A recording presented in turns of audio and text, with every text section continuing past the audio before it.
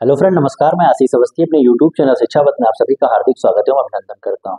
हिंदी की इस बेहतरीन क्लास में आज मैं आपके समक्ष विराम चिन्ह के संबंध में चर्चा करने के लिए उपस्थित हुआ हूं। विराम चिन्ह एक ऐसा टॉपिक है जो अक्सर हमसे पढ़ने में जिस पे ज्यादा ध्यान नहीं देते और छूट जाता है, और इसमें से जब एग्जामिनर प्रश्न उठाता है तो कई बहुत आसान प्रश्न ऐसे होते हैं क्योंकि हमने इसको पढ़ नहीं रखा होता है तो हमसे वो छूट जाते हैं। तो फिलहाल आज विराम चिन्ह के संबंध में किसी भी परीक्षा में आपसे जो भी प्रश्न पूछे जा सकते हैं, जिन प्रश्नों की बनने की संभावना है और अभी तक की परीक्षाओं में जहां से प्रश्न उठे हैं उसके संबंध में मैं आपसे चर्चा कर लूंगा। और आज खास बात आपके लिए ये होगी कि सबसे पहली बात तो आप इन विराम चिन्हों को पहचान लीजिएगा, और जिन विराम चिन्ह के संबंध में बताने वाली समझाने वाली बात है वहां पे मैं उसको आपको विस्तृत समझा दूंगा। आज की क्लास बहुत बड़ी नहीं होगी, बहुत छोटी क्लास होगी, और विराम चिन्ह के संबंध में बनने वाला हर प्रश्न आज की क्लास के बाद में आप बहुत आसानी से बना पाएंगे। तो आइए सबसे पहले हम चर्चा करते हैं विराम चिन्ह के संबंध में। मैंने ऊपर लिखा है विराम चिन्ह। विराम चिन्ह की संख्या 20 होती है, आपको याद रखना है। विराम चिन्ह की संख्या कितनी है? 20। हिंदी की बात मैं कर रहा हूँ, हिंदी में विराम चिन्हों की संख्या 20 है। फिर विराम चिन्ह के विषय में आगे बताने से पहले आप विराम का अर्थ आप समझ लीजिए कि विराम का अर्थ होता है रुकना। कहने का मतलब ये है कि जहां पे हम अपनी बात को समाप्त करते हैं, कुछ समय के लिए रुकते हैं या अन्य किसी प्रकार, यानी कि विराम का अर्थ होता है रुकना। तो वही विराम चिन्ह का मतलब ये हो गया कि हम अपनी बात को कहीं पर थोड़ी देर के लिए रुकते हैं, कहीं बात को समाप्त करने के बाद रुकते हैं। तो वहां पे जिन विराम चिन्हों का जिन चिन्हों का प्रयोग किया जाता है वही विराम चिन्ह की श्रेणी में आते हैं। विराम चिन्हों के विषय मैंने आपको बताया कि इनकी संख्या 20 है। और एक बहुत महत्वपूर्ण यहाँ पे फैक्ट मैं आपको बता रहा हूँ। अच्छा, विराम एक चीज और आप जान लीजिए कि विराम चिन्हों का प्रयोग जरूरी क्यों होता है। विराम चिन्हों का प्रयोग इसलिए जरूरी होता है कि किसी वाक्य में अर्थ का अनर्थ ना बन जाए। कहने का मतलब अर्थ का अनर्थ ना हो जाए। जैसे मैंने उदाहरण के लिए एक वाक्य लिखा है, रोको मत जाने दो।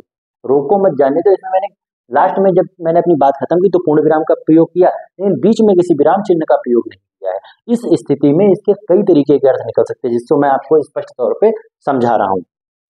जैसे अगर मैंने यहाँ पे अल्प विराम का यहाँ पे प्रयोग कर दिया, अल्प विराम जिसको इंग्लिश में कामा कहते हैं, जब मैंने अल्प विराम का प्रयोग यहाँ पे किया तो इसका अर्थ निकल रहा है रोको मत जाने दो। कहने का मतलब है यहाँ पे मना किस चीज के लिए किया जा रहा है कि उसको मत जाने दो, जाने से रोका जा रहा है। ठीक। और अगर इसी विराम चिन्ह को मैं यहाँ से हटा के, इस अल्प विराम को यहाँ से हटा के यहाँ पे लगा दूं तो अब हो गया रोको मत जाने दो। यानी क्या क्या कहा जा रहा है? किसी व्यक्ति से ये कहा जा रहा है कि जो जा रहा है उसको जाने दो, रोको मत। तो इस तरीके से विराम चिन्ह का प्रयोग इसीलिए जरूरी है कि किसी वाक्य के अर्थ का अनर्थ ना हो जाए। और साधारण शब्दों में मैंने आपको बता दिया कि विराम चिन्ह का प्रयोग आपके लिए क्यों जरूरी है। इसके संबंध में एक बहुत महत्वपूर्ण फैक्टर यहाँ से डायरेक्ट एग्जामिनर क्वेश्चन उठाता है। आप अगर पिछली परीक्षाओं को आप देख रहे होंगे, अगर उनके प्रश्न पत्रों को आपने देखा होगा तो आपने निश्चित तौर पर ये प्रश्न देखा होगा कि गुरु कामता प्रसाद के अनुसार हिंदी में विराम चिन्हों की संख्या कितनी मानेगी। तो आपको याद रखना है, गुरु कामता प्रसाद ने सिर्फ ये कहा है कि पूर्ण विराम को छोड़ के, गुरु कामता प्रसाद का कथन क्या है कि पूर्ण विराम को छोड़ के अन्य जितने भी विराम चिन्ह है वह अंग्रेजी भाषा से हिंदी में आए हैं। आपको याद रखना है, गुरु कामता प्रसाद का एक कथन आपको हर हाल में याद रखना है कि हिंदी में शामिल समस्त विराम चिन्ह सिर्फ पूर्ण विराम को छोड़ के कहां से आए हैं? अंग्रेजी भाषा से आए हैं। क्योंकि पूर्ण विराम का प्रयोग कहीं इंग्लिश में नहीं होता, क्योंकि इसकी जगह पे अगर अंग्रेजी की बात की जाए तो वहां फुल स्टॉप का प्रयोग किया जाता है। वही बात यहाँ लिखी है कि गुरु कामता प्रसाद के अनुसार हिंदी में जो भी विराम चिन्ह है उनमें सिर्फ पूर्ण विराम को छोड़कर सभी अंग्रेजी भाषा से लिए गए हैं। आपको याद रखना है। तो अब इसी क्रम में सबसे पहले हम जो मुख्य विराम चिन्ह है, तो मुख्य विराम चिन्ह के बारे में आप जानिएगा कि मुख्य रूप से 13 विराम चिन्ह है। मुख्य रूप 13 विराम चिन्ह है और उसके बाद कुछ गौड़ विराम चिन्ह भी हैं। तो फिलहाल 20 की चर्चा तो मैं आपसे नहीं करूंगा, जो आपके लिए जरूरी है, जहां से एग्जाम में प्रश्न उठते हैं उसके संबंध में आपसे चर्चा करता हूँ। तो सबसे पहले पूर्ण विराम के बारे में सबको पता है और उसको आप बहुत आसानी से पहचानते होंगे। तो पूर्ण विराम के प्रयोग के संबंध में आपको याद रखना है, जब हम कोई वाक्य कह रहे हैं और अपनी बात को खत्म कर देते हैं तो वहां पे पूर्ण विराम का प्रयोग किया जाता है। और इसके संबंध में एक बात और याद रखनी है कि इसका प्रयोग सर्वाधिक किया जाता है और यह हिंदी का सबसे प्राचीनतम विराम चिन्ह है। आपको याद रखना है कि यह हिंदी का सबसे प्राचीनतम विराम चिन्ह है, क्योंकि इसी के संबंध में गुरु कामता प्रसाद ने कहा है कि सिर्फ पूर्ण विराम को छोड़कर बाकी समस्त अंग्रेजी भाषा से लिए गए हैं, इसलिए यह सबसे प्राचीनतम भी है। उसके बाद बात करेंगे अर्ध विराम की, जिसको इंग्लिश में सेमी कॉलम कहते हैं। तो अर्ध विराम के विषय में आप पहली चीज तो ये पहचान लीजिएगा कि इसका अर्ध विराम कैसा होता है। मैं यहाँ पे एक बार फिर से बता दे रहा हूँ, अर्ध विराम की पहचान है कि अर्ध विराम होता। तो इसके संबंध में आप याद रखिएगा कि यह आमतौर पर दो वाक्यों को जोड़ता है जो थोड़े असंबद्ध होते हैं, जिन्हें और से नहीं जोड़ा जा सकता। परिभाषा थोड़ा क्लिष्ट है, मैं इसको बहुत साधारण शब्दों में आपको बता देता हूँ कि ऐसे चिन्ह जिनका प्रयोग ऐसी जगह पे जहां, जैसे जब मैंने आपको पूर्ण विराम का प्रयोग बताया तो वहां पे जब हम अपनी बात समाप्त कर लेते हैं वहां पे पूर्ण विराम लगाते हैं, लेकिन इसमें क्या होता है कि जहां पे हमको पूर्ण विराम से तो कम रुकना है, पूर्ण विराम से कम रुकना है, लेकिन अल्प विराम यानी कि कामा से ज्यादा रुकना हो, वहां पे अर्ध विराम का प्रयोग किया जाता है। तो डायरेक्ट आप इस जो इसकी पहचान है अर्ध विराम का जो चिन्ह है उसको याद रखिएगा, इससे प्रश्न बन सकता है। उसके बाद बात करें अल्प विराम की, तो अल्प विराम को कामा कहते हैं, तो कामा तो आप पहचानते ही होंगे। तो कामा के संबंध में क्या कह रहा है कि जहां अर्ध विराम की तुलना में कम देर रुकना हो, अर्ध विराम की तुलना में कम देर रुकना हो। जैसे पूर्ण विराम पे था कि जब बात खत्म हो गई तो सब, जब हम बात अपनी वाक्य अपना पूरा करके रुक गए, पूर्ण विराम लगा दिया। फिर पूर्ण विराम से कम समय अर्ध विराम में लगता था। कोई ऐसी बात है जिसमें हमको पूर्ण विराम से कम और अल्प विराम से ज्यादा समय लेना है, तो वहां पे अर्ध विराम का प्रयोग करते थे। और अल्प विराम के संबंध में आपको याद रखना है कि जब हमको बहुत कम समय के लिए रुकना है, बहुत कम समय के लिए रुकना है, यानी कि अर्ध विराम से भी कम समय के लिए रुकना है, तो वहां पे हम अल्प विराम का प्रयोग करते हैं, यानी कि कामा का प्रयोग करते हैं। फिर चौथे नंबर पे आपका आता है प्रश्नवाचक। तो प्रश्नवाचक भी आप पहचानते होंगे। प्रश्नवाचक वाक्यों के अंत में ऐसे वाक्य जिनमें प्रश्नवाचक शब्दों का प्रयोग किया जाता है, वहां पे प्रश्नवाचक चिन्ह का प्रयोग किया जाता है। चाहे इंग्लिश की बात की जाए चाहे हिंदी की बात की जाए, तो आप प्रश्नवाचक शब्द कौन से होते हैं? क्या, कौन, कहाँ, कैसे, ऐसे शब्दों का अगर प्रयोग किया जाता है जहां यह बात हमको महसूस हो कि प्रश्न पूछा जा रहा है, उस स्थिति में प्रश्नवाचक चिन्ह का प्रयोग किया जाता है। फिर विस्मयादिबोधक, अब आपके लिए शुरू हुए हैं समझाने वाले, इसके संबंध में आपको समझाऊंगा और जो भी महत्वपूर्ण फैक्ट इनके संबंधित बन सकते हैं मैं आपको बताऊंगा, क्योंकि जो शुरुआत के मैंने 4 चिन्ह बताए हैं वो बहुत आसान थे और बहुत आसानी से आप उसके विषय में समझ सकते थे। तो जो विस्मयादिबोधक चिन्ह है, पहली चीज तो उसकी पहचान क्या है, ये विस्मयादिबोधक चिन्ह है। तो इसमें विस्मय की स्थिति हो, आश्चर्य की स्थिति हो, हर्ष यानी खुशी की स्थिति हो, घृणा की स्थिति हो, दुख की स्थिति हो, आदि का बोध कराने के लिए विस्मयादिबोधक चिन्ह का प्रयोग किया जाता है। अगर मैं उदाहरण के लिए, जैसे हमारे लिए बहुत खुशी की बात है, वाह क्या नजारा है, जैसे मैंने कोई बात की, वाह क्या नजारा, यानी कि वह देख के मैं विस्मय हो, हमारे अंदर एक विस्मय का भाव उत्पन्न हो गया, विस्मित हो गया, अच्छा लगा। तो ऐसे भाव को प्रकट करने के लिए वह के बाद, जब मैंने वह कहा तो वह के बाद विस्मयादिबोधक चिन्ह का प्रयोग किया जाता है। तो आपको याद रखना है विस्मयादिबोधक चिन्ह के बारे में। इसी तरीके से अगर दुख की बात की जाए तो दुख में हम कहते हैं ओह उसके साथ कितना बुरा हुआ, ओह उसके साथ कितना बुरा हुआ, तो ओह के बाद, इस ओह के बाद विस्मयादिबोधक चिन्ह का प्रयोग किया जाएगा। फिर संबोधन सूचक शब्दों में, संबोधन सूचक शब्दों का मतलब यह है कि किसी भी व्यक्ति को हमको संबोधित करना है, हमको किसी व्यक्ति, जैसे मैंने कहा मित्रों, भाइयों बहनों, जैसे मोदी जी कहते हैं ना किसी को संबोधित करते हुए, तो ये जो शब्द हैं संबोधन में जिनका प्रयोग हम कर रहे हैं, इन संबोधन वाले शब्दों के बाद विस्मयादिबोधक चिन्ह का प्रयोग किया जाता है, आपको याद रखना है। फिर उद्धरण चिन्ह का मतलब इन्वर्टेड कामा, और इन्वर्टेड कामा के बारे में आपको पता है कि यह 2 तरीके के होते हैं। एक सिंगल इन्वर्टेड कामा, यानी कि अगर शुद्ध हिंदी में बात करूं तो इसको कहते हैं इकहरा उद्धरण। क्या कहते हैं? इकहरा उद्धरण। सिंगल इन्वर्टेड कामा को हिंदी में कहते हैं इकहरा उद्धरण, और डबल इन्वर्टेड कामा को कहते हैं दोहरा उद्धरण। तो इसमें 2 तरीके के चिन्ह होते हैं। तो इसके संबंध में आपको याद रखना है, किसी दूसरे के वाक्यों को ज्यों का त्यों रखना, किसी दूसरे के वाक्यों का ज्यों का त्यों रखना। जैसे किसी लेखक ने कोई बात कही है, जैसे हम अगर उत्तर लेखन की बात करें, जब हम उत्तर लेखन करते हैं तो मान लो किसी ने किसी चीज की कोई परिभाषा दी है, अगर ज्यों का त्यों उसके शब्दों को हम लिखते हैं तो उसको इन्वर्टेड कामा यानी कि उद्धरण चिन्ह में बंद कर देते हैं। तो आप समझ गए होंगे कि उद्धरण चिन्ह का प्रयोग कहाँ पे किया जाएगा, जब किसी दूसरे के वाक्यों का ज्यों के त्यों रखा जाए, उसमें दोहरे उद्धरण चिन्ह का प्रयोग होगा। और इकहरे के संबंध में आप याद रखिएगा, किसी पुस्तक का नाम हम लिख रहे हैं, किसी समाचार पत्र का नाम लिख रहे हैं, किसी लेखक का उपनाम लिख रहे हैं, या किसी बात पर जोर देने के लिए इकहरे उद्धरण चिन्ह का प्रयोग किया जाता है। जैसे पुस्तक के संबंध में आपको बताऊं, मैंने जैसे लिखा रामचरितमानस, तो रामचरितमानस एक विशेष पुस्तक है, उसको हमको काहे में लिखना होगा, इकहरे उद्धरण यानी कि सिंगल इन्वर्टेड कामा में। उसी तरीके से जैसे किसी अखबार का नाम, जैसे मैं अगर साधारण शब्दों में बताऊं तो अमर उजाला मैंने लिखा, तो उसको काहे में लिखना होगा, सिंगल इन्वर्टेड कामा यानी कि इकहरे उद्धरण चिन्ह के अंदर उसको लिखना होगा। तो आप इसके संबंध में याद रखिएगा। बहुत महत्वपूर्ण योजक चिन्ह, योजक चिन्ह का प्रयोग मैंने 3-4 आधार पे लिखा है, और 3-4 आधार आप समझ लीजिए। पहला, सामासिक पदों या पुनरुक्त और युग्म शब्दों के मध्य, सामासिक पदों जैसे द्वंद्व, आपने अभी जब मैं आपको आगे समास पढ़ाऊंगा तो द्वंद्व समास की तो मैं हमेशा एक पहचान ही बताता हूँ कि द्वंद्व समास यदि उसमें योजक चिन्ह का प्रयोग हो जाए तो वह द्वंद्व समास होते हैं। तो वही बात यहाँ है, सामासिक पदों या पुनरुक्त और युग्म शब्दों के मध्य। पहली चीज तो आप इसको याद रखिएगा, कैसा होता है ये योजक चिन्ह, ऐसा होता है, बहुत आसानी से आप समझ सकते हैं योजक चिन्ह। ज़्यादा मोटा हो गया है, ये हो गया आपका योजक चिन्ह। तो जैसे मैंने कहा कि सामासिक पदों, पुनरुक्त और युग्म शब्दों के मध्य, तो इसका अगर उदाहरण दिया जाए तो जैसे जय पराजय, जय पराजय, लाभ हानि, इसके बीच में योजक चिन्ह का प्रयोग किया गया। उसी क्रम में आपको याद रखना तुलनावाचक शब्द, अगर हम किसी की किसी से तुलना कर रहे हैं, इस स्थिति में भी इसका प्रयोग किया जाएगा, योजक चिन्ह का प्रयोग किया जाएगा। जैसे हमने लिखा चांद सा चेहरा, यानी कि चेहरे की तुलना चांद से की जा रही, तो चांद और सा के बीच में इसका प्रयोग किया गया, योजक चिन्ह का प्रयोग किया गया। इसी तरीके से आपको याद रखना है कि जब तुलनात्मक शब्दों का हम प्रयोग करेंगे तो सा से पहले, तुलनात्मक शब्दों में हमेशा सा आएगा बीच में, और सा से पहले हम योजक चिन्ह का प्रयोग करेंगे।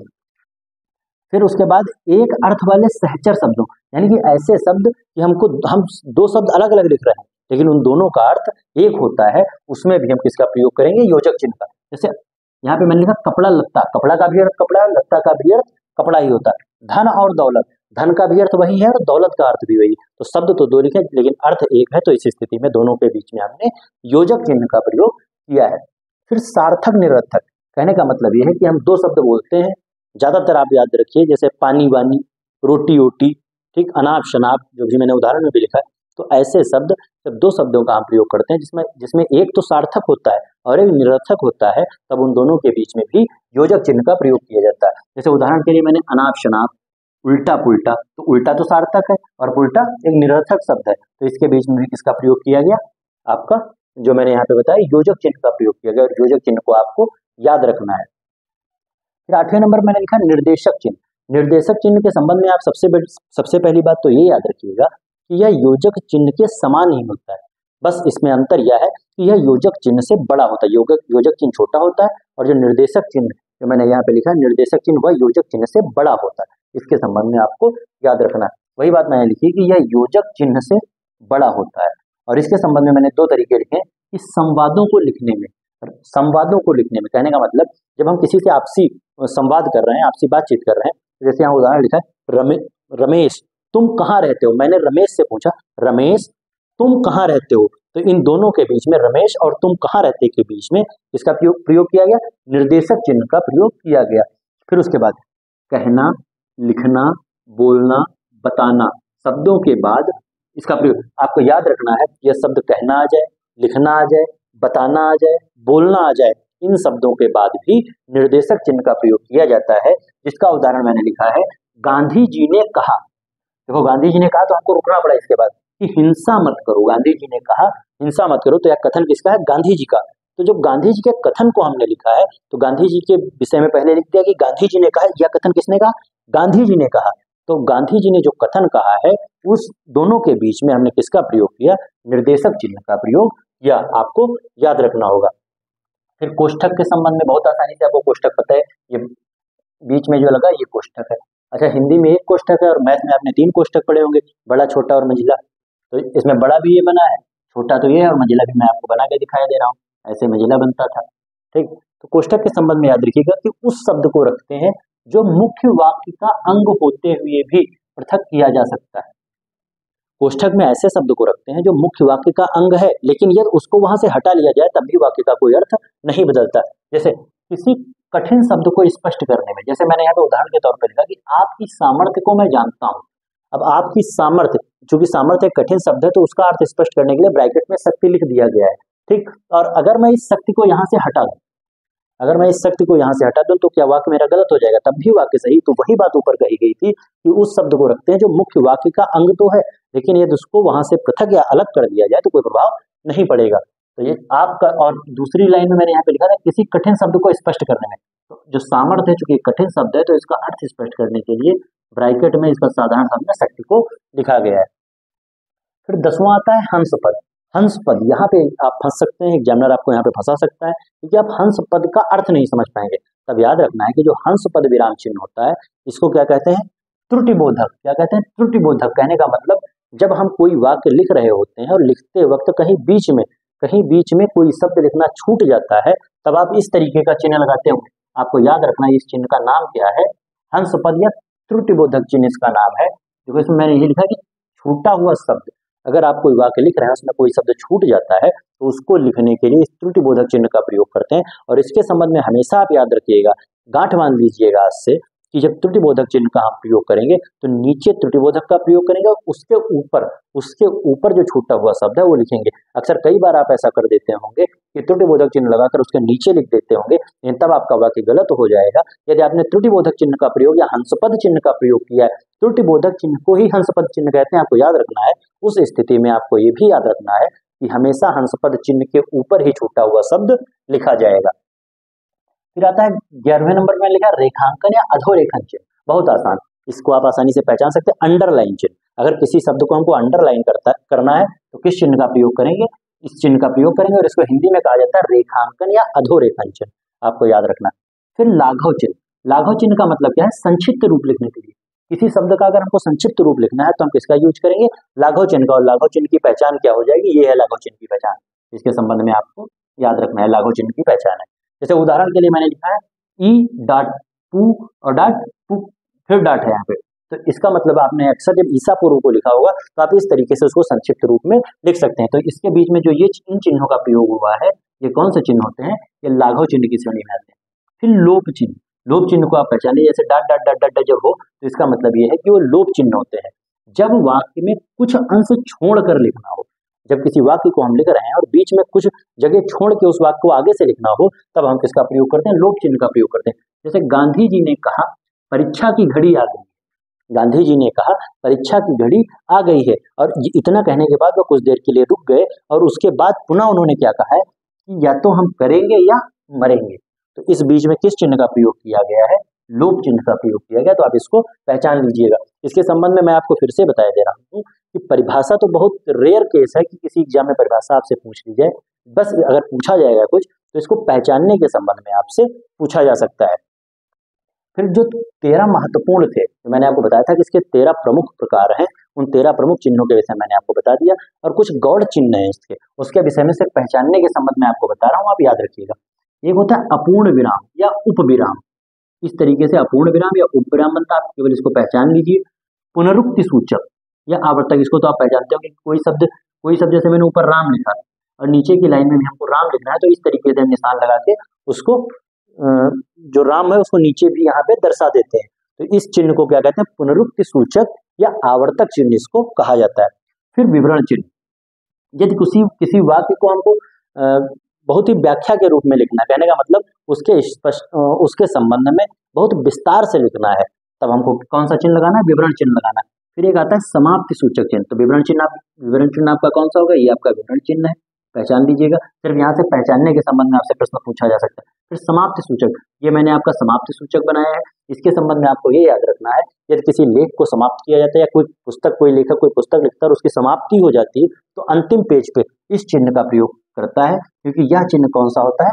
समाप्ति सूचक चिन्ह होता है। तो फिलहाल जो विराम चिन्ह के संबंध में बहुत कम समय में मैंने आपको जितने प्रावधान बन सकते थे, जितने फैक्ट इससे बन सकते थे, और आपकी परीक्षा के लिए जो भी महत्वपूर्ण था, बहुत आसानी से मैंने आपको समझा दिया। खास करके अगर आपको इसकी परिभाषा ना भी याद रहे तो जो पहचानने लायक बात है कि चिन्हों को आप पहचान जरूर लीजिएगा। कई बार एग्जाम में आपको चिन्ह दे देगा और उसका नाम पूछ लेगा, या नाम दे देगा और उसके संबंध में चिन्ह के विषय में पूछ लेगा।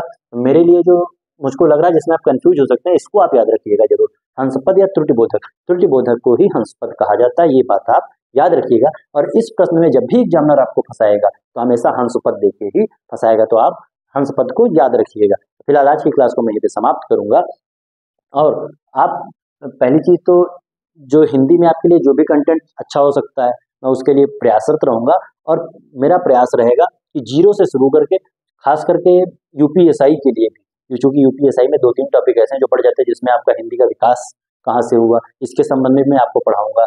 और आपके विभिन्न हिंदी सम्मेलन से संबंधित प्रश्न, रचनाओं से संबंधित प्रश्न पूछे जाते हैं। तो जितना जो कुछ हिंदी में बन सकता है, जिस भी परीक्षा के लिए जो भी बन सकता है, ऐसा कुछ भी मैं नहीं छोड़ूंगा। मेरा प्रयास रहेगा कि मैं सारी हिंदी आपको पढ़ा दूं। तो फिलहाल और जो दूसरी मेरी जीएस की क्लास चले जिसमें मैं पॉलिटी पढ़ा रहा हूँ, वहाँ पे जाके आप पॉलिटी के संबंध में आज मैंने उच्चतम न्यायालय की क्लास ली है, और इसी तरीके से और भी सब्जेक्ट की पहले मैं पॉलिटी पूरी करूंगा, उसके बाद जीएस से संबंधित जो भी सब्जेक्ट हैं उनकी क्लास धीरे धीरे मैं आगे लेता जाऊंगा, जो आपके लिए काफी हितकारी साबित होंगे। तो आप मेरे चैनल को सब्सक्राइब कीजिए, वीडियो को शेयर कीजिए, लाइक कीजिए, और इस तरीके की बेहतरीन क्लासेस के लिए आप मेरे साथ बने रहिए। मैं हमेशा आपके लिए तत्पर रहूंगा। बहुत बहुत धन्यवाद। नमस्कार।